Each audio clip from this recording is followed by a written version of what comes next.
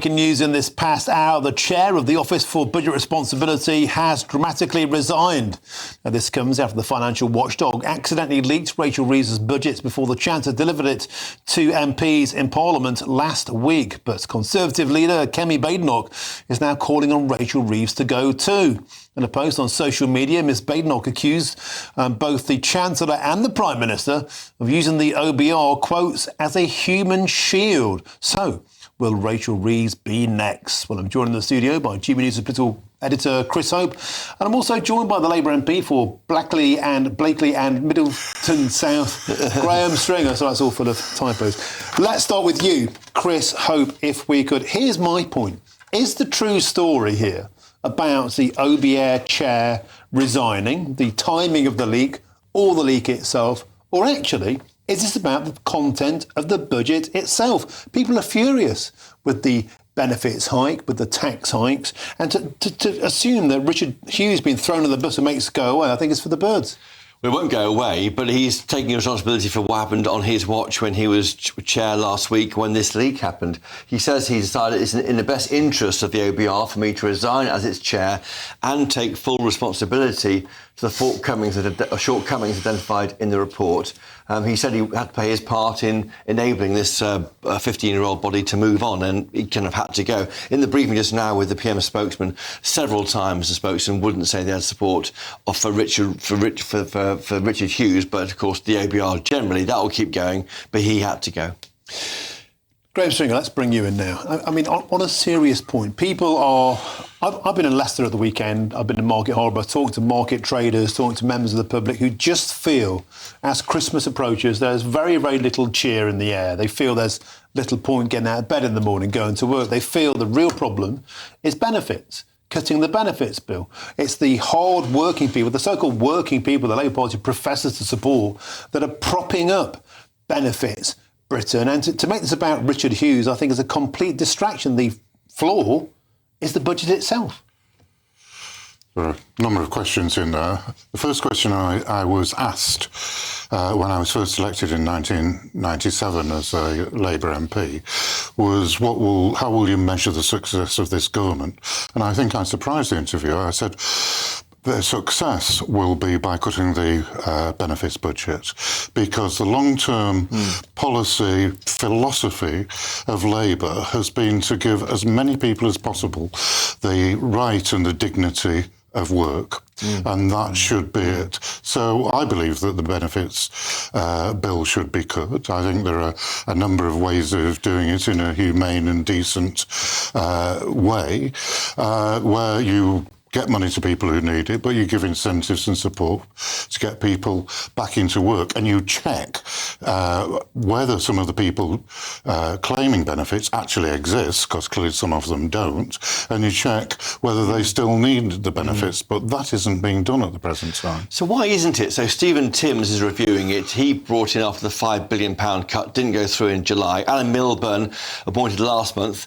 They report back in the summer, Milburn, the autumn next year, Timms. Timms is what he recommends will come in the following spring 2027. It's kicking the can down the road. And in the briefing just now with the PM spokesman, we asked repeatedly, does the PM want the benefits bill to come down? And we were told the PM won't get ahead of those two reviews. We are taking steps to ensure the benefits system is on a sustainable trajectory. What is so infuriating, and Martin's found meeting viewers and listeners of the channel, and I have too, is we can't just keep taxing working people to give to people who aren't in work. That's the problem. I think most people agree with that. I think the Cabinet Prime Minister, the Chancellor of the Exchequer, drew the wrong lessons from what happened when Rachel put her first financial decision, effectively her first budget, to the Commons. There was a big reaction against it, partly on the winter fuel allowance, which was ill thought out, but also on the detail of what was being put forward. It was not thought out. I think the new Labour MPs in particular, but the vast majority of Labour MPs accept that there should be reform. But because, I mean, the issue was never put to the vote, actually. Had they put it to the vote, they'd have got even those proposals through. Had they tracked a little bit and made them better, there would have been no problem. They've just drawn the wrong lesson.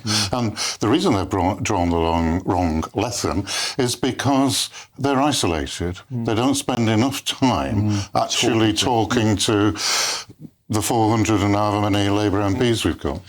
Or the millions and millions of voters. And here's the point. The notion, I believe, that throwing Richard Hughes into the bus will make this go away is a fantasy. An opinion poll out today, 64% of the British public thought the Prime Minister and the Labour Party had not been truthful or transparent about the challenges facing the UK. 58% disapprove of the job that Rachel Reeves is doing as Chancellor. This isn't about the OBR.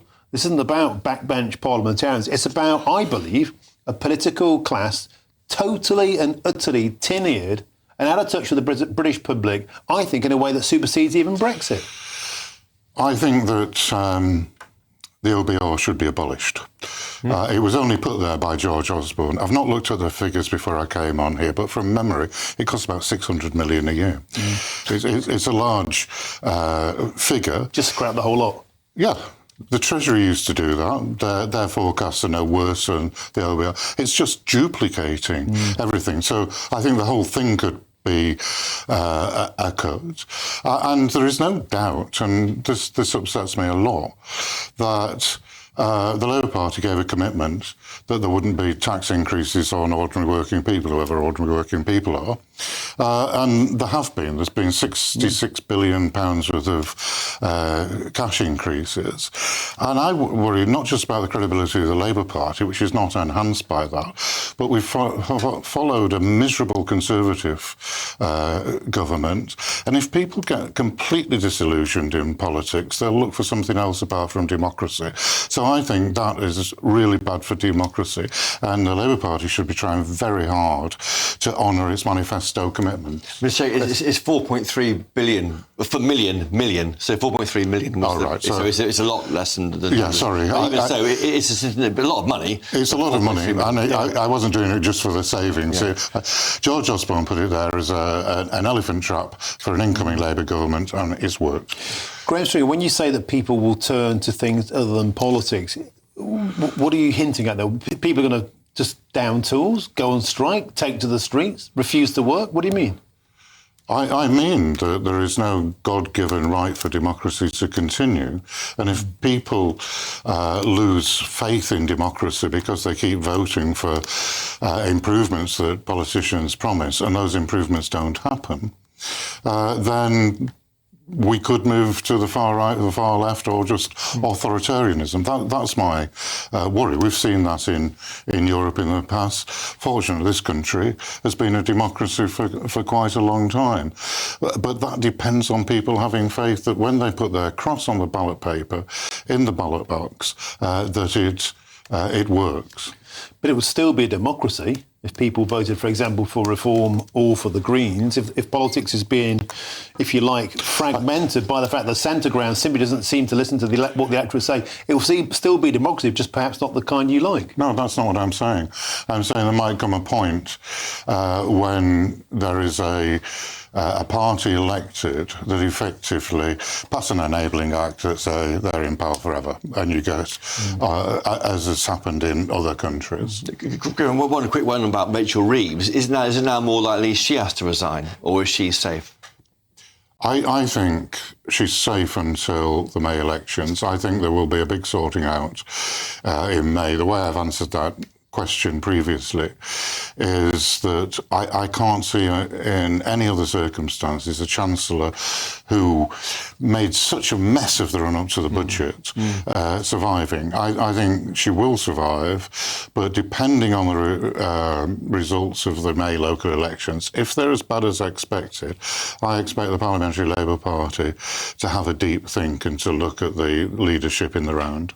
So you think the May elections, where a lot of people are predicting a huge change of mindset towards reform potentially, when it's so bad for the Labour Party, that will be the wake-up call they simply can't ignore any longer, and that could be when the Chancellor gets the job?